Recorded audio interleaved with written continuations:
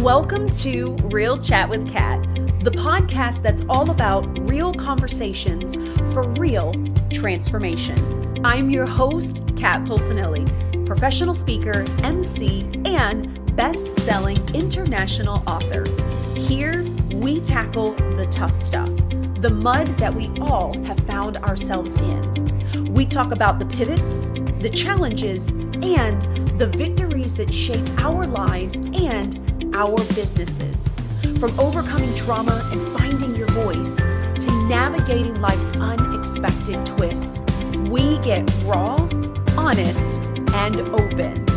You'll hear from inspiring guests who share their stories of resilience, healing, and growth. Whether it's breaking through emotional abuse, embracing self-worth, or thriving in entrepreneurship, you'll find connection, empowerment, and the tools to keep you moving forward. So grab your favorite drink, settle in, and get ready for stories that hit home and conversations that make a difference. Let's get real together. Hello, everyone, and thank you so much for joining me today on this episode of Real Chat with Kat. I am so excited to have you here with me today, and happy 2025 as we have started out the new year, and I hope everybody is moving through January and getting prepared for February as we get started in a brand new year. I'm so excited to have a guest here with me today he was so much fun. We had such a great conversation beforehand, so I'm excited to bring this energy to the podcast. So Vance, thank you so much. Sure thing. No pressure now. No pressure. No pressure at all, Vance. Don't worry about no. So Vance, thank you so much though for being a part of the podcast today. And please do the audience a favor then and introduce yourself. Tell us who you are and what it is that you do.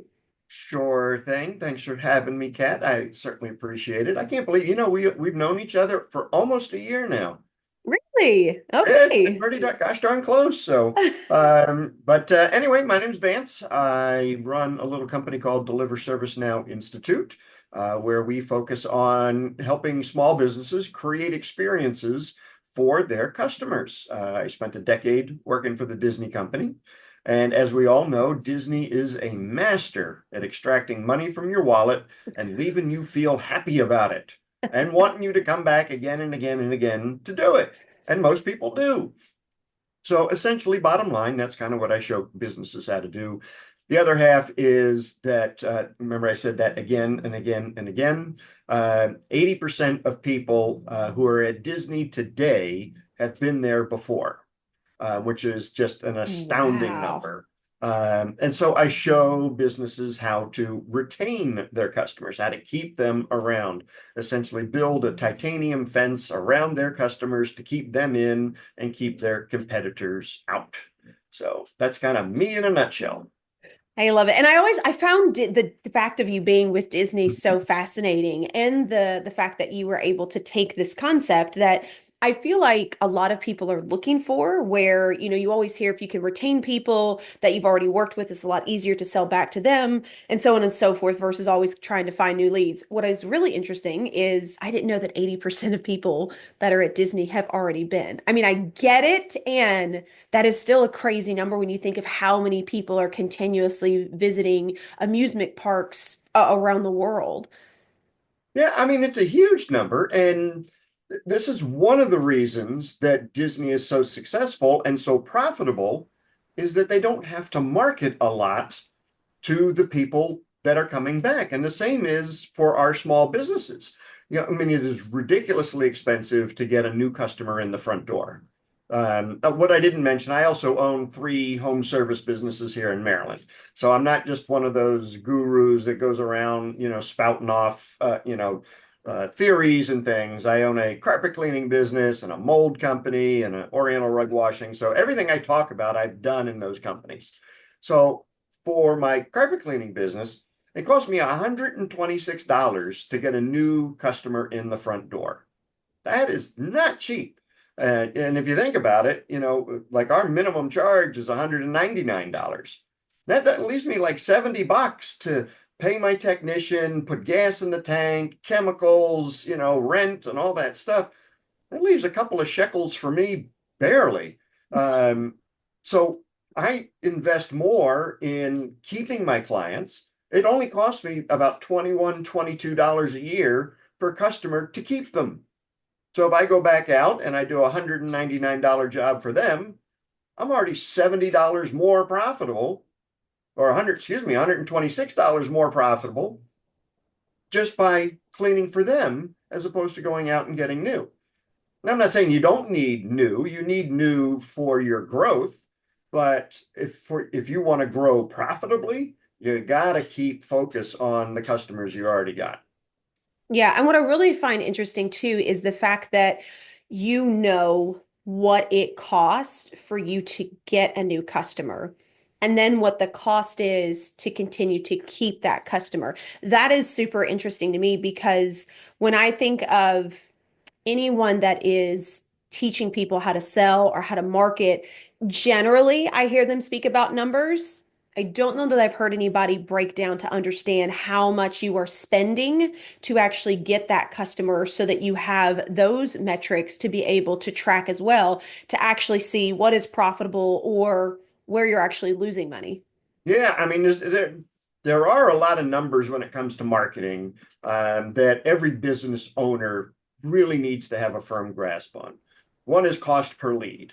What does it cost you to get a lead? So, like, I got the numbers for December, and like my Google pay-per-click cost me $102 to get a lead in. Now, that's not a customer, that's a lead. So if we don't close that lead, that's $102 flushed down the toilet. It's just gone. So we have to be really good on our phones. One, we have to answer the phone live. So if you're not answering your phone live, and you're letting it go to voicemail, or, oh, I'll get to it, and you paying Google a lot of money to advertise, it's just money going down the toilet. People are not going to come, they're not going to call you back. And by the time you call them back, they've probably gone to another provider. Um, so that's cost per lead. And then you've got cost per customer, which is, okay, let's take all of your marketing costs and the number of customers you get. And that's how I arrive at the 126 is what are all of my costs put together to get one customer in the door? And then, Okay. what does it cost me to keep a customer? All of the stuff that I do, newsletters, postcards, emails, gifts, thank you cards, all the stuff that I send out after the sale, what does that cost me in order to keep a customer? And for me, it's about $22. So I'm a simple guy. 126 or 22. I'm going 22 all day long. It just Yeah. makes more sense. Well, and what I think is really intelligent about this too, when you're talking about after you've worked with a customer and you talk about the newsletters and the things like that, you're also talking about the follow-up game, which is something that I hear in certain industries speak about, but I don't necessarily hear that in the entrepreneurial space when it comes to follow-up. We talk about, like how many times did you touch, in case anybody doesn't know what that is, it just means a reach out. Did you touch that potential client or that potential lead? And that's leading up to it. But nobody seems to talk about, or at least I don't hear a lot of it, about the follow-up game afterwards. Now, coming from real estate, that was something that we talked about tremendously because it was in the follow-up. You would talk to someone, they couldn't buy a house now, it'd be 6 months or a year later. So you had to be the one to continue to follow up with them. So you were staying top of mind because you're competing with so many other people in the industry. But when we're talking about small online businesses, I don't hear a lot about this follow-up game. So when did you kind of figure out that like that needed to be a part of your process, or is that something that you kind of pulled from the beginning and implemented from the start? Yeah, no, well, I started, I didn't always have this elongated process. I started with, well, I should probably remind them at like 6 or 12 months that, hey, it's been a year, you should get your carpet cleaned. And then that turned into, oh, well, they cleaned, I should probably at least write them a thank you note. So we started doing handwritten thank you notes. And then we were like, oh, well, it's been a year and a half. Maybe I should send them another postcard. And then it just turned into this huge reminder system. And then I got into newsletters. And the cool thing about a newsletter, as opposed to a reminder's like you're asking for money, right? Hmm. You're not creating a connection with the person, or a relationship. You're asking for money. Here's a discount, come give me money and I'll take a little off the top for you. With a newsletter, you're creating an emotional connection with them. For example, I shamelessly use my children in my marketing. Got no problem at all with it. So my daughter, she's 17 now, but when she was younger, she did ballet. So at her recital, I took a picture of her. And when she was 5, she was, cute and pudgy in her little tutu, and I put it front and center in the newsletter. And then every year she did the recital, I took the picture, put it in the newsletter. And she must have been like 10 or 11 years old. We're in the grocery store, and this crazy old lady comes running up to my daughter. Oh my God, Emma, how is your recital? And we're Oh, like, who the hell is it? We're ready to run down the frozen food aisle. I mean, we're getting out of there. And then I had to think, wait a minute, this has got to be one of my clients. This lady has grown up watching my daughter grow up. So my kids have got thousands of aunts and uncles. I could screw up royally, and that lady is never leaving me because I've created an emotional connection with her. And I think that that is where most business owners fail, is they don't create that connection with their customers. And I'm not saying, you got to give your shoe size, oh, well, my business is different. I don't have kids. All right. Well, do you have a dog? Great. I got a kitchen and bath remodeler who has his little dog named Rocky, and he's got a little section in his newsletter. It says Rocky says. Okay, great. And it's cute. It's connection. But you've got to let your personality shine through. Otherwise, you're just a commodity. What makes the difference between this plumber, that plumber, and this plumber? They all know how to turn a wrench. I'm generalizing, but so what separates them? It's the experience they provide. It's the connection that you have with them. yeah. And I think that especially since 2020, when everybody was kind of shut down in their homes, a lot of people are craving that connection even more, it feels like. I have noticed that when I speak with people that are buying from other things, they tend to connect with the person first and then the product second. Second, even if they know that they need it, that's what they're kind of looking for. And it's really interesting because even when I was in real estate, let's see, I started that 5 years ago. um the connection was there, but not as much as we are talking about it now, and now we're starting to see in a lot of different industries that like people are bringing out their personality, or if they like to have fun with something. Like I know one lady that she's actually a real estate agent, and she popped on my feed, but she is just a comedian with everything that she does, and that's how she relates to some of her people. And I think what's really interesting about bringing that personality piece in, like you're saying, is I feel like it's also an easier way to attract those that also relate to you and like you for who you are. And for those that maybe don't enjoy what you talk about or what you joke about, like it kind of pushes them away. I think that, in my personal opinion, that it makes it easier to find those clients that then are going to stay because there's already some type of personal alignment. Yeah, your marketing is designed to do two things: attract the people you want to do business with and repel the people you don't. That's just the short and condensed version of what you just said. And it makes life so much easier and more enjoyable for the business owner because you're not dealing with, bums and tire kickers and just people you would not enjoy hanging around with. Hmm. And we talked about, the keeping of the customer, and how and the follow up and everything. We also need to do that with the people who don't buy, and how long is appropriate to follow up with people who don't buy. And you really have to think about, what is the buying cycle? How long do people need to be caressed and coddled and talked to? Like I'll give great example is in my carpet business. If somebody hasn't bought, in like 3 or 4 days, they've found somebody else because they got a dirty carpet, they want to get it cleaned. They're not going to take 3 months to think about it. In my consulting business, in my coaching business, they might take 6 months, 9 months before they pull the trigger on hiring a coach or a business consultant.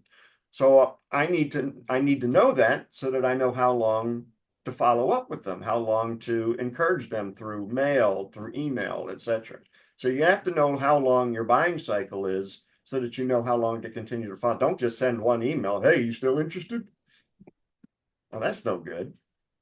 Yeah, and I do agree with this as well. And I love that you actually brought up the example for your carpet business, but then your coaching business and seeing the difference because I've heard so many people get caught up in that of like, well, you need to follow up at least 6 times.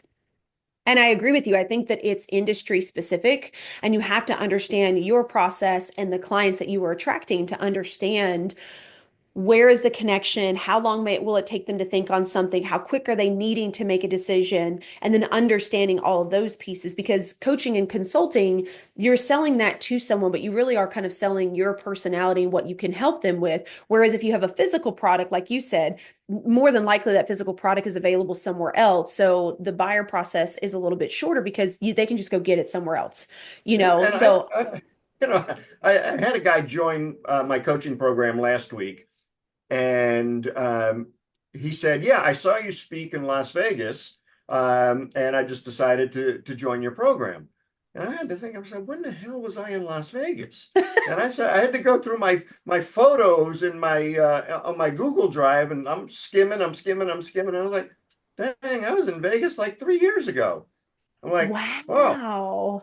I'm like, "All right." And he's been on my list, just reading my stuff for the last 2.5 years, and just decided to. I asked him, I said, "What made you decide that today was the day that you were going to join me?" "I don't know. I just felt right." I'm like, all right. So you don't know when somebody's, when they're ready to buy. Yeah, that's the other thing. And I think that there are so many people out there that talk to you about like the wording you should use and how you could pull them in this way and how to make it attractive, all these things. And I'm not saying that they don't work, but what I am saying is, like you said, you can't force someone to be ready to do something. So even though you have all these great words and you have the 5 best tips to get you money and like all of these things that are technically supposed to sell people, it doesn't necessarily mean that that person is hearing your message the way that you want them to. And I do agree with you. I think that by having those newsletters and continually giving value and continually bringing things up and feeding information to them, you're eventually going to connect with them when they get to the space in their journey where they're like, oh, this makes sense for me now. It may have made sense for them 6 months ago, but it doesn't mean that they realize that. They have to get to the point to where they are like, okay, this makes sense for me, or I feel like this is called, or I've seen this so many times now, I think that I should do that. And I think that that is what trips people up when it comes to that sales process, especially when it comes to coaching and consulting and online business work, because we try to process it out so much that we almost take the human experience out of it. And then when people don't meet our expectations of like, well, I've sent these people things for 6 months and they haven't bought anything, I must need to change my process. We forget that you may have met somebody a lot earlier in their journey than what they're willing to meet you at that moment. Yeah. I mean, the teacher will appear when the student is ready. Very I mean, true. bottom I line, love that saying. I talk about stuff till I'm blue in the face to my coaching members, and I'll have somebody, on a coaching call say, "Why didn't you say that before?" I mean, I say it like almost every other week for the last 5 years. You just happen to hear it today. Yep, yep. And I have to go back to the other part too, which is repelling people. You said this earlier when we were talking about who you attract and who you repel. And I find this really, really interesting when it comes to the sales process as well, because there are so many people out there that want to help everyone, and so we are afraid to add in our own personality and our own messaging to kind of shoo out the ones that you really don't want to work with once they get to the table, but you're like, oh, but I need the money. So let's just, and I think that that is understanding the difference between lack and abundance, as well as understanding that the more that you actually repel those that don't align with you, the easier it is for those that want you to actually hear you. And I'm curious your take on this too. Yeah, oh, I agree 100%. I mean, great example is I'm a guest on a lot of podcasts. I probably record 3 or 4 a week. So I'll get requests from podcast hosts, and I got one just the other day, and I looked at the lady's website, and it didn't sit right with me because she was an empathy, I mean, real strong, like empathy off the charts. I just woo woo, if that's the right word for it. And I'm like, I am just not. I mean, I'm a meat and potatoes, rubber hits the road kind of guy. I mean, I'm intelligent, I can think, but I'm not going to use a whole bunch of highfalutin words to describe something that doesn't need that. So she sends me this list of questions that I need to answer, and I answered them and I sent them back, but I didn't really feel good about it because I'm like, what is this? Then she sends back the reply. I asked you for your LinkedIn as requested. Please send. And I'm just like, delete. I'm like, this is not the right fit. You know what I mean? Just, Yeah. you know, um, and it's true, I mean, it's going to end poorly. It's not going to be a good relationship. I mean, in my carpet cleaning business, we do not clean rental properties. Mm. Don't clean them. We refuse because the owner wants it done cheaply and they want it done well. And I'm like, well, you can't have both. Pick one. You want it Yep. done cheap? Fine, I'll vacuum. You want it done well? It's going to cost you. Hmm. It's simple as that. So we just don't clean them. Now, homeowners will clean all day because they understand the value. They got to live in this stuff.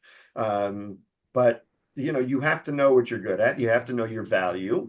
And you do. I mean, it is difficult. Boy, when we stop cleaning rentals, for me to say no to money is, I mean, it's like, a vampire saying no to blood. I mean, well, it is. I mean, I couldn't think of Yeah. another analogy right up the That's top of my okay. I head. like That's vampires, what so I we're good. got. Sorry. But that was, but it is. It is not easy to turn money down. It really Yeah. isn't. But, so like we are, our business, we're about 35% more expensive than any other cleaner in our area. We're very proud of that fact. Our minimum is twice the amount of the minimum. So I think I mentioned 199 earlier. There's still guys in my area that'll clean 3 rooms for $99. My guys don't get out of the truck for less than 199.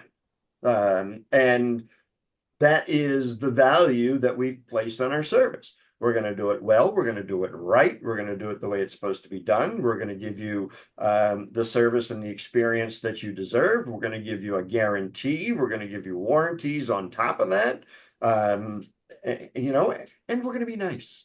On top of it, we're not going to smell like Axe. When you get in, there's nothing worse than somebody coming into your house and they smell like they just got a bottle of Axe from the 7-Eleven, and it's disgusting. So no, my guys are not allowed to wear cologne. It's part of the service. Interesting. You will not wear, you can't smoke while you're on the job. So you clock in, you're done smoking for the day. Can't smoke again until you clock out, and you're not allowed to wear cologne. I don't care how expensive it is, where you got it, Mama's secret recipe from the Orient. I don't care. No cologne. Because that's part of the experience of coming in. We're a cleaning company. Do you want to come in smelling like smoke and crappy perfume? No, that's Yeah. off-putting. You're not setting the stage for a good experience when you come in stinky, for lack of a better word. Yeah, well, and I feel like those smells too also linger. So then when you're cleaning something, you're not getting that fresh, clean, because I know how carpet smells when it stinks. So Yeah. all that is mixed. And to me, smoke is the absolute worst on somebody. And I swear I can smell it for hours after somebody's been at my house. So I totally get that. But I think what's really interesting is you come back to saying you have these values and those are your values, right? And those are what you stand by. And because you stand by those, this is what you believe that your product is worth, and you hold to that, which I love because I feel like sometimes people that I've spoken with kind of put those values to the side because of the money aspect and wanting that. And then I think what they don't realize is if you do it once, you're probably going to do it again. And if you do it again, then it starts to kind of snowball. And then you've created this cycle. And then you have to fight to put your values first, which then is going to cause a bunch of mess, a bunch of bad talk, or whatever the case may be, because now you have to backtrack and be like, yeah, I'm not willing to deal with that anymore. And don't get me wrong, we all go through instances where that happens and they sneak in or whatever the case may be. But if you're not standing behind what you believe in and what you stand for and your integrity, and you let other people step over you, you create an environment that eventually depletes you. I think that's why some people get into burnout, and then you almost have to start over with who Yeah. you want your client to be and who your avatar is going to be and how now do I want people. And that's super hard because it's hard enough being an entrepreneur and having these roller coaster feelings to begin with, or not knowing where you're going. And then you throw that on top of it where you thought you were doing well, but you hated what you did. And now you've got to flip flop. Yeah. Well, I mean, yeah, just to touch on pricing real quick. I mean, higher prices attract a much better clientele than low prices. We charge higher prices. We actually go into cleaner homes, people that actually take care of their homes. The houses are easier to clean. My guys are not, killing themselves trying to clean it. Like most of my competitors will do 6 to 7 jobs a day to make the same money that we make in 3 jobs a day. It's Wow. less wear and tear on my employees, less wear and tear on my equipment and my vehicles, and I'm more profitable. So what's not to like about that? So that pricing model really it attracts a more affluent client, and we have less callbacks. So I mean, if somebody is lower economic scale and there's a spot in the carpet that we just can't get out, it's not coming out. They are more apt to argue, well, if you can't get the spot out, I'm not paying. Or we can't get the spot out, everything's fine, we leave. They're the first ones to call back and said, well, we need somebody to come back out and get the spot out. Well, we told you it wasn't coming out, but okay, we got to come back. So it's just, do I believe everybody deserves clean carpet? Sure. Is it going to happen by me? Probably not. And that's okay, right? You're okay with not Yeah. serving every single person in the world, which I think that's where a lot of people need to get when it comes to selling in your business. If I could ask you, what is something that for anyone that is trying to learn how to even start the process of putting their values first and leaning in with getting more repeatable customers, what are two of the top two or three things that you could suggest to someone just to give them a space to even start with? Well, I mean, a strategy or tactic that I would do and I talked earlier about it, is having a newsletter. And something that is not electronic, something that you can hold in your little hands that comes through the mail. And you don't want to talk about your new whiz bang widget thing that curls your hair, twice as fast as the other thing or whatever, because nobody cares. They really don't. So, like, my newsletters are designed to read like Reader's Digest light. Um, the most the most read piece in my newsletter is stupid criminal stories. Like the idiots that get caught doing something because they were dumb about it. The one I had back at Halloween was some guys robbed a 7-Eleven down in Virginia wearing pumpkins uh, as their masks, and of course they couldn't see, so they took them off while they were in the 7-Eleven. I mean, it was funny. And then November, I didn't run that particular piece of the newsletter. I got angry phone calls. They're like, "Where's the stupid criminals piece?" No. I'm like, sorry. Well, see, now I know people are reading it because they're looking forward to the stupid criminal stories. Um, and so don't think that it's not getting read. People love to be entertained. They don't like to be taught. They don't like to learn. They want to be entertained. I mean, just look at our society. How much do we pay an entertainer? How much do we pay a teacher? There's a vast difference. Am I saying it's Yeah. right? No, but that's where we place our emphasis on entertainment. So your newsletter needs to be entertaining. It should be personalized. It should have something about your background. Did you go on vacation? Do you like dogs? Do you like to cook? Favorite recipe? Something that just kind of connects with your customers. And it needs to be consistent. Don't start something and then you're not going to follow through with it. So I've been doing in my carpet business, I've been doing a newsletter every month for the last 14 years. Wow. 14 years. A carpet cleaner doing a newsletter. But now my repeat rate is just a tick under 70%. It's like 68, 69%, which in our industry is like huge. Most Yeah. people I talk to, they have like, 35, 40%, and they're happy with that. I'm like, well, do a newsletter. Um, so it's creating those again, emotional connections, and not being afraid to letting that stuff come out. Because if you can have a conversation with somebody, I mean, our customers call in all the time and say, I'd like to get my carpet cleaned. And they're like, okay, great, we can get you scheduled tomorrow. Bill will be out there between 1 and 3. Oh no, only Stephen can clean my carpets. Oh, And we're like, well, Stephen doesn't have any availability till next week. That's okay, we'll wait. See, because Stephen has made a connection with that customer. Great, that's exactly what I want. It's exactly what I want. Because those customers are not leaving. Unless Stephen leaves, those customers they're not going anywhere. Um, and when you talk values, you know, we talk a little. I was making fun of empathy earlier, but we talk about time, and time being valuable. And I tell my guys, I mean, if you are going to be late, one, obviously, we call, say, hey, look, we're stuck on a job. I'm going to be a few minutes late. But two, you stop at the grocery store and you pick up a bouquet of flowers and you bring it to your next job.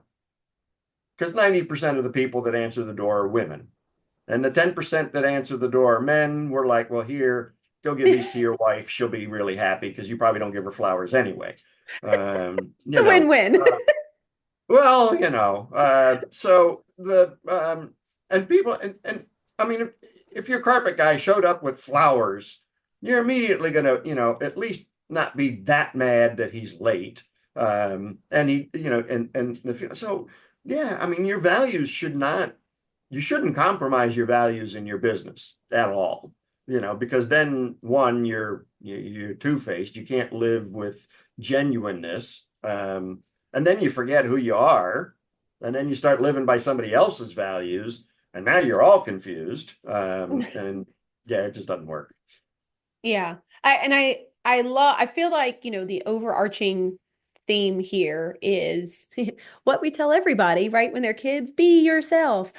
Because people really do connect with you. They connect with you.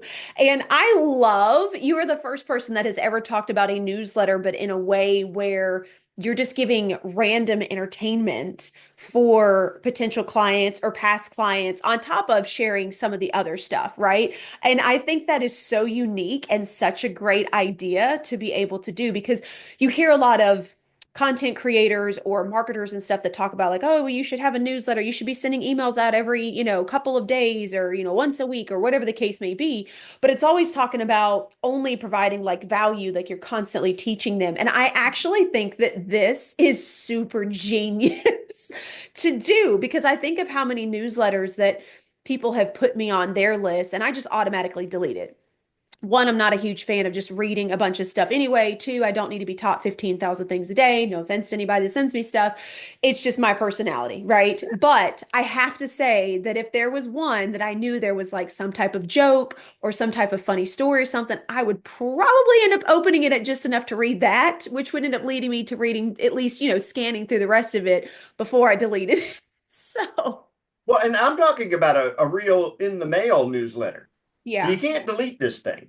that's true. You That's actually very true. physically have, and there's not a lot of competition in the mailbox these days. No. So you get it in your hands, you have to look at it, and you have to make a decision whether you're going to keep it and read it or throw it away. Email, it's just easy to delete.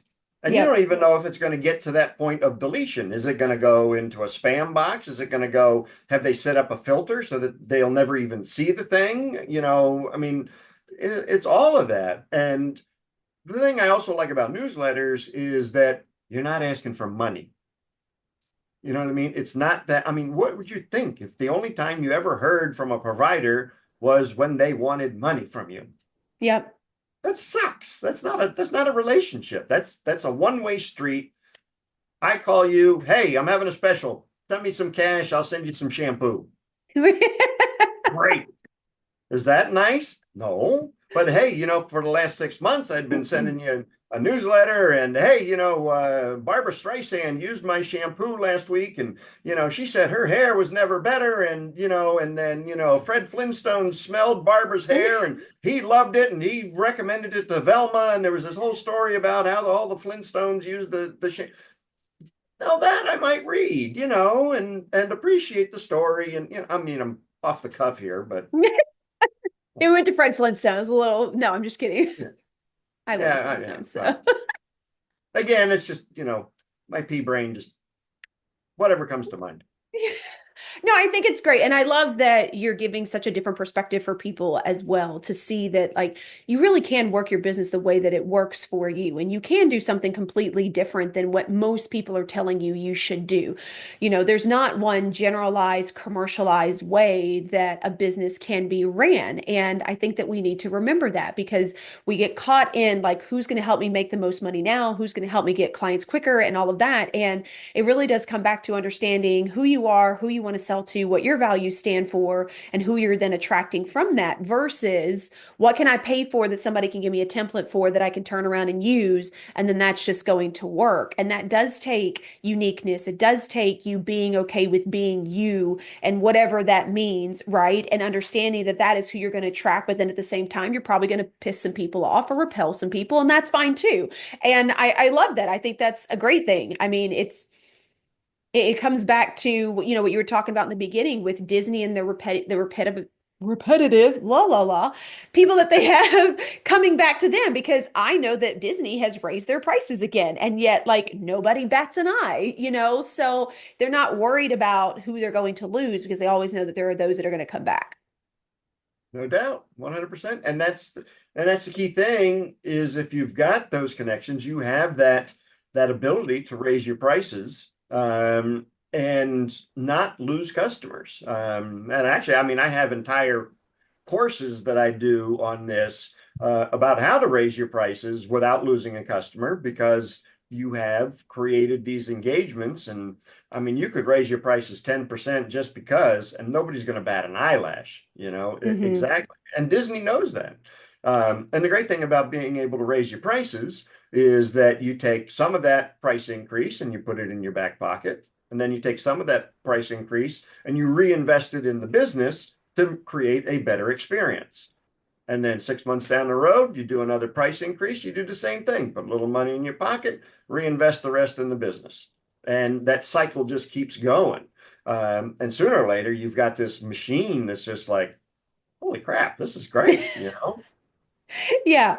Well, thank you so much, Vance, for being a part of the podcast today. I've had so much fun. I feel like there was so much information on just how to simplify when it comes to selling and creating connections and staying with people that I feel like people do kind of get caught up in like, what's the fancy, next thing. So I can't thank you enough. I would love if you happen to have an ending word. So if you happen to have a quote or a piece of advice you'd like to leave the audience with, I'd love to hear I it. do. I only have one quote, and all of my members know exactly what it is, and that is you won't profit unless you implement.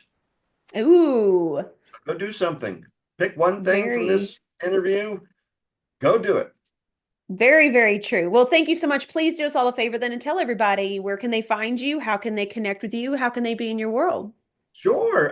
Best place to go is the website, which is deliverservicenow.com.